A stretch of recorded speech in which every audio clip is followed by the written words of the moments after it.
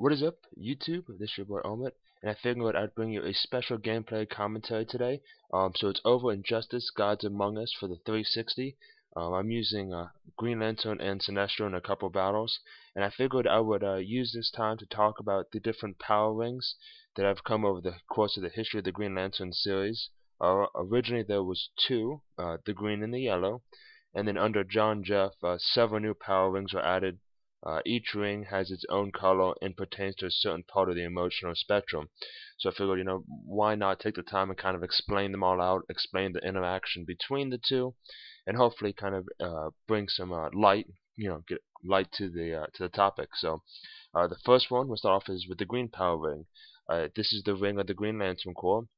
They are powered by willpower and were created by the Guardians. The rings must be recharged using a power lantern, and the oath that they recite is not necessary for the ring bearers to recharge it. It's done out of respect and to renew their convictions in the cause by a lot of the users. They give the ring bearers the ability to construct anything that they see in their mind's eye, as well as, of course, projections and auras. And the natural enemy of the Green Lantern Corps and the Green Lantern rings is the yellow ring, and that is the ring of fear. So, what is the yellow ring and how did they come to be? So the yellow ring is fueled by fear instead of word power. They function the exact same way as the green counterparts, and the people who wear them are members of the Sinestro Corp and are chosen for their ability to instill great fear in others. So here you can already see the play on the two. So the Green Lanterns were chosen for their ability to overcome great fear, while the people of the Sinestro Corps were chosen for their ability to instill great fear amongst people.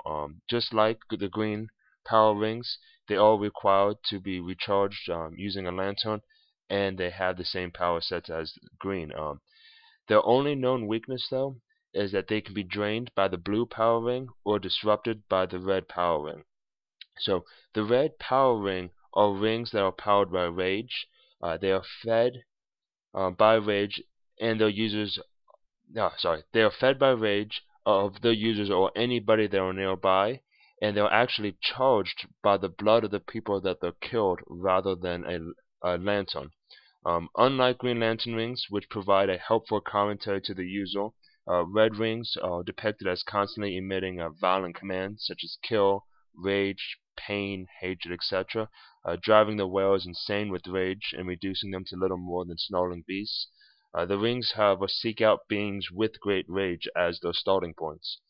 Originally, a Blue Lantern's energy was the only known power source capable of neutralizing the Red Lantern's influence, and are also the only means of removing red power rings from its user without killing them. So, and the next ring, so as you're starting to hear this, red is at the very far extreme of the spectrum and of anger and hate. There's actually going to be a ring on the opposite end of the spectrum, and that's going to be the one for love that I'm going to talk about in a minute or two. And all these others, you're getting a sense, willpower, fear, rage, are going to fill in that emotional spectrum to get from love to hate. So we have orange next, and orange ring is powered by avarice, which is greed. And unlike the other corps, there's an individual by the name of Lois, and he is the only living individual that can actually wield the power of the orange light. It shares the same abilities as the other corps, flight, projections, orange light constructs. Although orange light also has the power to absorb the energies of the other power rings, however, it cannot absorb constructs produced by violet or blue power rings, and the blue light can also nullify the incident and pretty much quell the hunger of greed from the orange rings. They also gives Lois the power to do is to create a bunch of construct, an army of greedy people and greedy beings that he uses to do his bidding. So the next one is the indigo power ring. So the indigo tribe are the wielders of the light, and indigo is for compassion. The indigo power rings give the users the ability to perceive compassion in others and to force compassion onto those who feel none.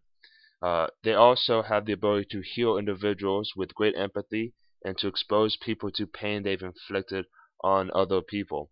So this is where the people will step in to help people with the oranges, the reds, And you can start seeing how we started with anger, and then we went to greed. Now we have compassion, and then up next is violet, and this is love. So this is the other end of the spectrum. So if you remember, I said red is one end, violet's the other, and that's the emotion of love. They can create crystals which can be used to imprison members of other Lantern Corps on the Zamarin planet. They can also detect when love is in jeopardy, locate it, and then create a connection to the embattled heart that can be used as a tether. Um, Once you serve your time in those crystalline prisons, you come out as a star sapphire, and you are able to teleport in order to escape attackers, while at the same time throwing out dust to disorient the people. Other violet power rings do not have a particular weakness to other colors. They are more susceptible to controlling their users by their own power. So, if you remember, red had the counter of blue, orange had the counter of blue. The love one really doesn't have so much a counter, but because the emotion of love is so strong and is so tangible, they're actually susceptible to their own power, to bring them down, as well as the power of other rings of love. So now, multiple times you've heard me talk about these blue power rings. So what is the blue power ring? The blue power rings are fueled by hope. They give the users the most powers, but they must be near an active green power ring to tap into their full potential. Otherwise, the blue rings are only capable of the abilities of the ordinary Green Lantern rings, and this is because hope requires willpower to enact it.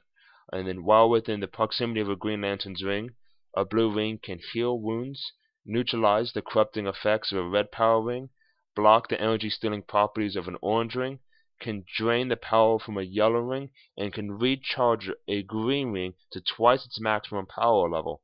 Though they have to be careful, because if they do overcharge a green power ring, you can actually implode the ring and take off the hand of the ring bearer. But this, to me, I think is one of the greatest things that John Jeff did.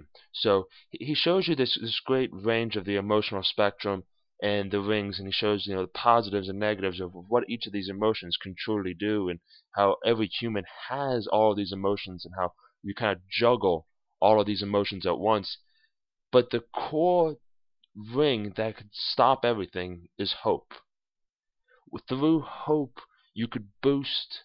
With willpower and hope together, you can do anything. Hope can stop fear, it can stop rage, it can stop greed. It's all for that hope of the better tomorrow, that things can be done, that your life can be magnified. And I thought that was kind of an interesting twist, and a nice piece done by the creators of the Green Lantern. Now, there are two other rings, and these rings kind of exist outside of the emotional spectrum, and that is black power rings and white power rings.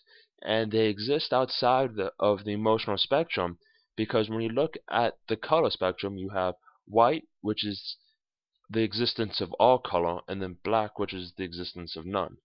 So it's like this really weird. It's not really a color spectrum that would fit on it. So what he did was, the black one is actually the ring of death, and the white ones are the ring of life. So the black rings are well within the proximity of a Green Lantern's ring. Black rings are wielded by the deceased. In addition to the abilities granted to them by the rings, Black Lanterns retain any superpowers they may have had in life. If the ring bearer's body is severely damaged or destroyed, they can bring that body part back to life. The black ring will partially reconstruct the body, restoring it to a working state. Black Lantern rings are also able to read the emotions of living as colored ores that correlate to the emotional spectrum. Essentially, black power rings are what create zombies. I'm going to throw that out there.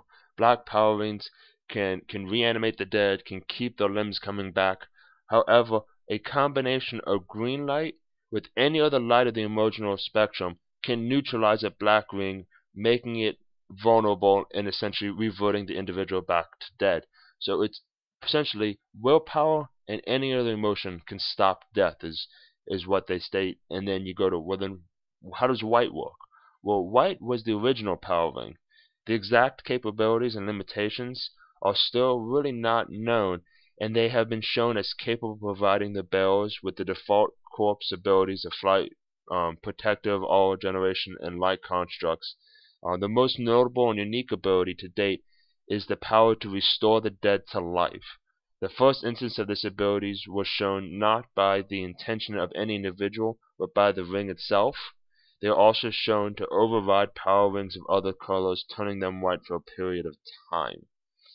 So that's where white brings everything together. It can pretty much almost cleanse any ring and bring them up to this higher level of being able to bring people and individuals back to life.